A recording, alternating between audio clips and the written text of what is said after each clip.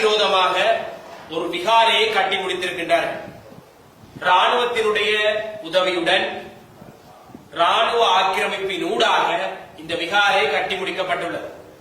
கிட்டத்தட்ட 14 ஏக்கர் தங்களுக்கு சொந்தமானதென பௌத்த சம்மேளனம் இன்று எந்தவித பொறுப்பும் இல்லாமல் ஒரு அறிக்கையை வெளியிட்டிருக்கின்றது. குறிப்பாக இலங்கையில் இருக்கின்ற சட்டத்தின் பிரகாரம் ஒருவரினுடைய இடத்திற்குள் சென்று அத்துமீறி நீங்கள் ஒரு கட்டிடத்தை கட்டினால் அந்த கட்டிடம் அகற்றப்பட்டு அந்த உரிமையாளர்களுக்கு அந்த இடம் கையளிக்கப்பட வேண்டும். இதுதான் சட்டம். இந்த சட்டம் அனைவருக்கும் பொதுவானது. இந்த சட்டம் குறிப்பிட்ட ஒரு தரப்பிற்கு மட்டும், குறிப்பிட்ட ஒரு மதத்தை சேர்ந்தவர்களுக்கு மட்டும், அதிகாரத்தில் இருப்பவர்களுக்கு மட்டும் அல்லது பௌத்த பேரினவாதத்திற்கு மட்டும் விதிவிலக்கானது என்று எங்கும் குறிப்பிடப்படவில்லை.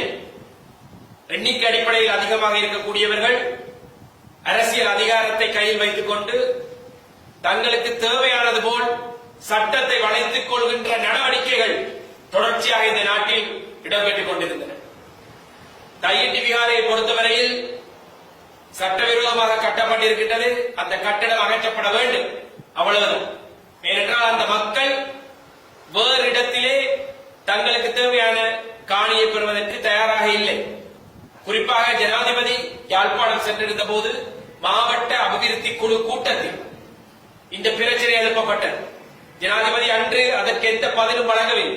ஆனால் ஆளுநர் இடையில் குறுக்கிட்டு நாங்கள் அவர்களிடம் பேசிவிட்டோம், அவர்களுக்கு வேறு காணிகளை வழங்குவோம், உரிமையாளர்கள் வேறு காணிகளை ஏற்க தயாராக இருக்கின்றார்கள் என்ற ரீதியில் ஒரு கருத்தை வெளியிட்டிருந்தார். இந்த கருத்திற்கு முற்றுமுழுதாக எதிர்ப்பை தெரிவித்து நாங்கள் அப்படி காணிகளை பெற தயாராக இல்லை என்று காணி உரிமையாளர்கள் பின்னர் ஊடகம் வாயிலாக தெரிவித்திருந்தனர்.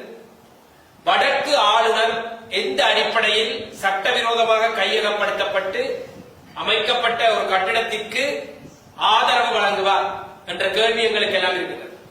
ஆளுநரின் வீட்டிற்குள் சென்று நாளை இப்படி யாராவது சட்டவிரோதமாக ஒரு விகாரையை கட்டிவிட்டு ஆளுநருக்கு வேறு இடத்தில் காணியை வழங்கினால் அவர் அதை ஏற்றுக்கொள்வாரா என்ற கேள்வி நாங்கள் இங்கு முன்வைக்கின்றோம்.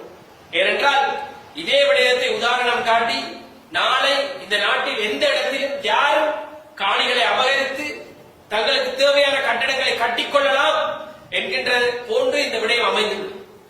எனவே இத்தனை காலமாக சட்டத்தை வளைத்து போலியான விடயங்களை காட்டி தொல்பொருள் திணைக்களத்தின் ஊடாக கையகப்படுத்தப்பட்டுக் கொண்டிருந்த நிலங்கள் என்று சட்ட வரையறைகளை மீறி ஆக்கிரமிப்பின் ஊடாக தங்களுக்கு தேவையானவற்றை தாங்களே பறித்துக் கொள்வது போன்று தன்னிச்சையாக இந்த இடங்களை அபகரித்துக் கொள்கின்றார்கள். இந்த அபகரிப்பிற்கும் இந்த சட்டவிரோதத்திற்கும் யாராவது ஒருவர் ஆதரவு வழங்குவார்களாக இருந்தால் இந்த நாட்டினுடைய எதிர்காலம் பெரும் கேள்விக்குறிக்கு உட்படும். ஏனென்றால் இது இத்துடன் நின்றுவிடப் போவதில்லை. இப்படி சட்டவிரோதமாக கட்டுகின்ற கட்டடங்களுக்கு, விகாரைகளுக்கு சரியான ஒரு தீர்ப்பை, சரியான ஒரு நீதியை வழங்கும் பொழுதுதான் எதிர்காலத்தில் இது இடம்பெறும்.